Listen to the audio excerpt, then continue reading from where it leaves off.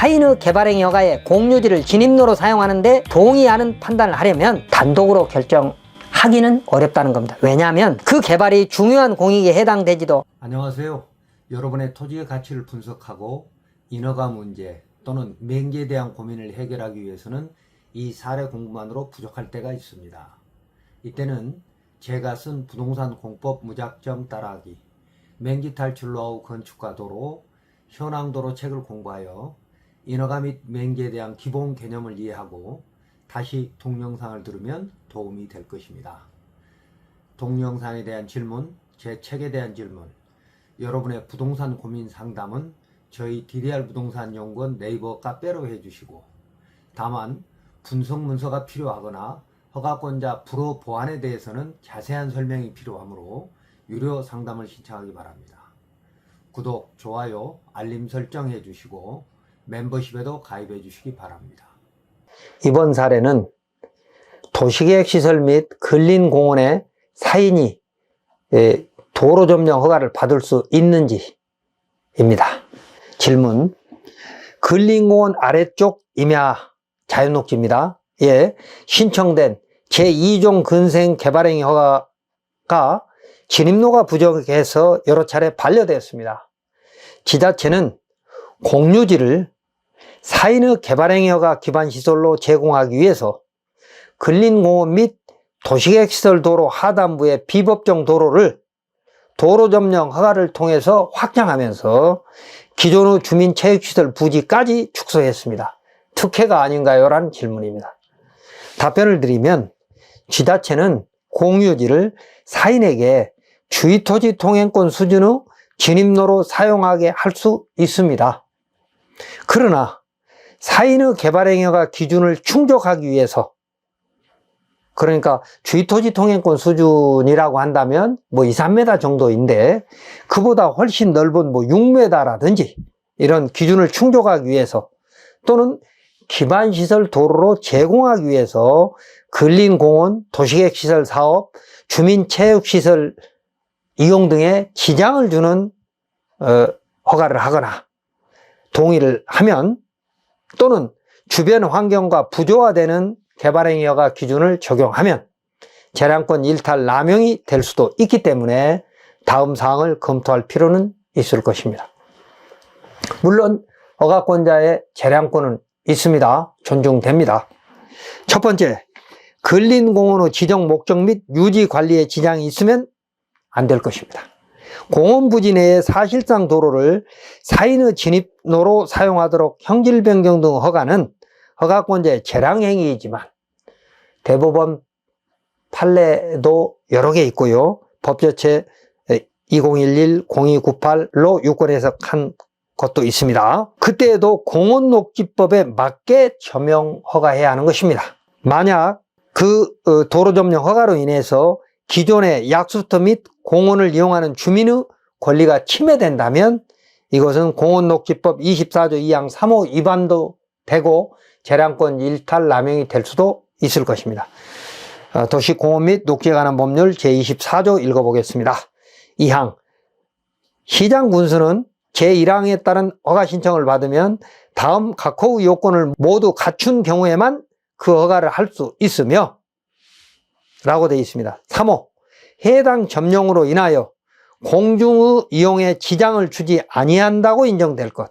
그러니까 뒤집어서 공중의 이용에 지장을 주는 점용 허가는 하면 안 된다 라는 것입니다. 이번 사례처럼 근린공원 부지의 상부가 도시계획 도로로 사용되고 있어도, 그러니까 처음에 그림을 보시면 오른쪽에 상부가 도시계획시설 도로가 있는 걸 보고 그 밑에 교각이 있고 그 밑에는 이제 토지가 포장이 돼서 주차시설이, 주차장 등이 있는 게 보이죠.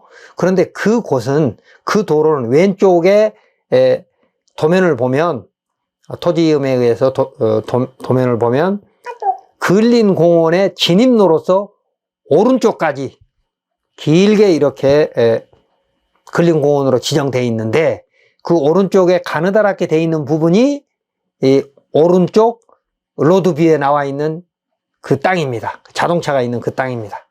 그러니까 결국 근린공원을 건드리는, 근린공원을 점용하는 그런 지금 건축허가는 될 수 없다는 것입니다. 공원 부지를 사인이 차량의 회전 공간으로 만들기 위해서 그 사인의 개발행위 허가의 점용 사용 요청에 동의하거나 그 회전 공간을 기존의 공원 부지와 겹치게 하는 결정이 결국 공원 이용 주민의 교통안전 및 이용 불편을 초래한다면 이 법안 처분이 될 수 있다는 것입니다. 두 번째, 도시계획 시설 중로 하부의 실시계획 인가 부지의 확장은 신중할 필요가 있습니다. 이 도시계획 시설 도로 하부는 근린공원 부지로서 지자체가 포장하여 근린공원 및 체육시설 진입로와 주차장으로 사용하고 있고, 공유지에는 건축물 대장이 없는 가설 건축물 상태의 체육시설 건축물 2동이 있으며 자전거 보관시설 등으로 사용되고 있습니다. 그런데 이런 곳을 확장하여 사인이 소매점, 근생제조장 등 2건의 건축허가 및 개발행위허가 진입로로 사용하기 위하여 기존의 도시계획시설 부지의 사용에 지장이 없다는 이유만으로 건축법과 국토계획법에 규정된 최소한의 허가 기준에 맞추어서 도로 점용 허가를 하는 것은 허가권자의 재량권 범위를 벗어날 수도 있을 것입니다. 그러나 구체적으로 좀 검토해 볼 필요가 있다는 것입니다. 다음 세 번째, 허가는 건축법 기준 및 공익에 맞아야 합니다. 건축허가에 의제되는 허가는 20개 법령에 있는데 국토교통부는 건축법과 국토계획법, 도로법, 사도법, 공원녹지법을 집행하고 농림부는 농지법, 초지법, 산림청은 산지관리법, 환경부는 화천법, 물안정보존법 등 환경관련법 등을 집행하고 있죠. 그래서 이 법령에 따라 의제 처리되는 지자체의 각종 부서에서는 각각의 소극적 판단을 할 것이 아니라 이런 각각의 부서에서 소극적 판단이 하나로 모였을 때 여러 개 법이 충돌하고 있다면 허가권자인 지자체장은 도시관리계획 전체에 어떤 영향을 미치는지 공정하게 분석 판단해야 할 것입니다. 건축허가에 도로점용 개발행위가 의제 처리된다고 되면 각각의 부서는 자기가 집행하는 법에 위배되는지 안 되는지만 딱 소극적으로 판단해서 건축허가 부서로 협의 의견을 보내거든요.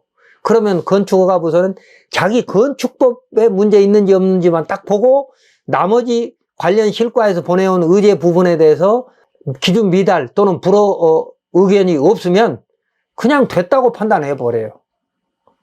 이게 전형적인 봐주기 특혜행정일 수도 있습니다. 그보다는 건축허가에 여러 허가가 의제 처리됐지만 허가권자인 지자체장과 건축부서장은 이걸 종합적으로 봐서 도시관리계획 전체로 봐야 된다는 겁니다. 왜냐? 여러 법이 충돌하고 있잖아요. 공원녹지법에 의한 근린공원을 설치하고 유지 관리해야 되는 그 법익과 개발행위허가 기준에서 진입로와 또 진입로 끝에 회차로를 만들어야 되는 어떤 그런 법익, 그리고 건축허가 부서가 그리고 체육시설 부서가 각종의 부서가 갖고 있는 자기의 법령에서 지켜야 될 적극적인 수준의 법익 보호를 해야 되는데도 불구하고 이런 건축허가 부서는 건축만, 체육시설은 체육시설만, 근린공원은 근린공원만, 개발행위 부서는 그 부분만 아주 소극적으로 해서 해석을 한다면 이건 도시관리계획 전체로 본다면 잘못된 것일 수도 있다는 겁니다. 자, 두 건의 건축허가에서 진입로는 35m 이상의 막다른 도로이므로 너비 6m 이상이고 개발행위허가는 끝부분에 해차할 수 있는 공간을 만들면 된다고 할 것이 아니라 허가권자는 공익성이 약한 사인 개발에서 도로 점령 허가 및 개발행위 허가 재량권이 허가권자에게 왜 어느 정도 부여됐는지 그 입법 취지까지 검토해서 허가해야 할 것입니다. 네 번째, 개발행위가 기준 및 산지전용 허가 기준에 미달될 수도 있습니다. 개발행위가 기준에 기반시설이 도로 확보 의무는 신청자에게 있지만 국토계획법 58조 1항 5호에 의해서 허가권자는 주변 지역의 토지이용 실토 및 토지이용 계획 등이 주변 환경이나 경관과 조화로운지를 판단할 재량권이 있는데 이 재량권은 허가권자의 의무이기도 합니다.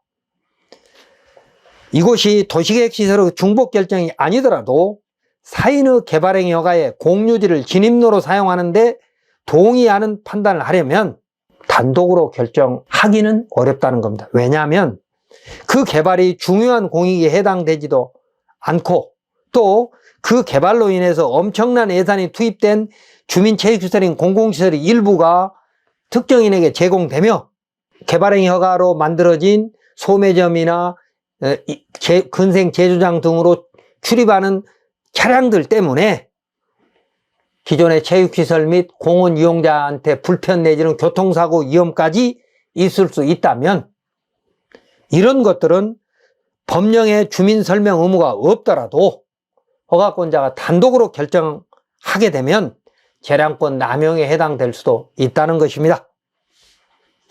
국토계획법 58조 1항 4호에 보면 주변 환경과 조화를 이룰 것이라고 되어 있는데 이것은 허가권자의 판단 기준이면서 그러니까 재량권이기도 하지만 도시관리계획을 지켜야 될 허가권자의 의무이기도 하다는 겁니다. 다섯 번째, 허가권자의 재량권 범위는 중대한 공익의 한계가 있습니다. 허가권자의 재량권은 법률에서 위임되거나 중대한 공익의 달성을 위해서만 허용돼야 합니다. 국토계획법의 용도지역이 자연녹지로서 지자체 도시계획조례로 허용되는 시설이므로 개발행위 허가 및 산지전용 허가에 문제가 없다고 볼 수 있을지라도 재량적 판단에 신중해야 할 것입니다. 예를 들어서 수익적 행정처분은 기부채납 조건으로 부관을 부여할 수 있고 여느 대도시처럼 근린공원과 체육시설 이용 불편 등을 감안하여 공공기여를 요구할 수 있는데도 공유지를 사인개발의 진입로로 사용하면서 발생될 불편 및 훼손 후 원상복구 수준만으로 동의하면 특혜 시비에 휘말릴 수 있습니다. 대법원 판례 하나 보겠습니다. 재량행위에 있어서는 법령상 근거가 없다고 하더라도 부관을 붙일 수 있고 그 부관의 내용은 적법하고 이행 가능해야 하며 비례 원칙 및 평등 원칙에 적합하고 행정처분의 본질적 효력을 해하지 않는 한도 내의 것이어야 한다. 자, 이번 사례를 정리하면 도로 점령 허가 및 개발행위 허가에 허가권자의 재량권이 있어 법원도 독자적 결론 없이 법령 위반, 사실오인, 비례평등의 원칙 위배 등만을 판단 대상으로 한다. 그래서 허가권자한테 재량권은 막강하고 존중돼야 되지만 다른 공익과 충돌할 때는 종합적으로 고려할 필요가 있다는 것입니다. 즉 사용 동의가 국토계획법 그러니까 두 건의 사인의 개발행위 허가의 진입로로 사용하는 사용 동의가 공유지 사용 동의가 국토계획법, 공원녹지법, 산지관리법, 도로법 등에서 허가권자에게 위임된 재량권 범위 내라고 하여도 공공시설로 사용되는 공유재산을 공공기여도 없는 사인개발에 주민 설명회도 없이 허용하는 것은 특혜가 될 수 있을 것이기 때문입니다. 이럴 때는 필요하다면 지방자치법 21조 및 22조에 따라 공유재산의 취득관리 처분이 주민감사 청구 대상인지 주민소송 대상인지 변호사 자문을 받아서 검토해 볼 필요도 있을 것입니다. 대법원 판결문 하나 읽어보겠습니다. 판결 요지. 대법원은 도로 등 공물이나 공공용물을 특정 사인이 배타적으로 사용하도록 하는 점용허가가 도로 등의 본래 기능 및 목적과 무관하게 그 사용 가치를 실현 활용하기 위한 것으로 평가되는 경우에도 주민소송의 대상이 되는 재산의 관리 처분에 해당한다고 보아야 한다라고 판시하여 주민소송의 대상에 관하여 구체적 판단 기준을 제시한 바 있다라고 2018도 104에서 판례로 판결로 유권 해석하고 있습니다. 그러므로 이런 도로 점령 허가는 기존의 근린공원과 또 체육시설 등의 이용에 불편이나 교통사고 위험이 있는지 엄격하게 판단해서 재량권을 행사해야 할 것입니다. 저희 연구원에서는 토지 가치 분석, 인허가, 맹지 탈출에 대한 500여 개의 동영상을 올렸는데 앞으로는 보다 전문적인 내용을 분석하여 멤버십에 올리도록 하겠습니다. 필요하신 분은 멤버십에 가입해 주시기 바랍니다.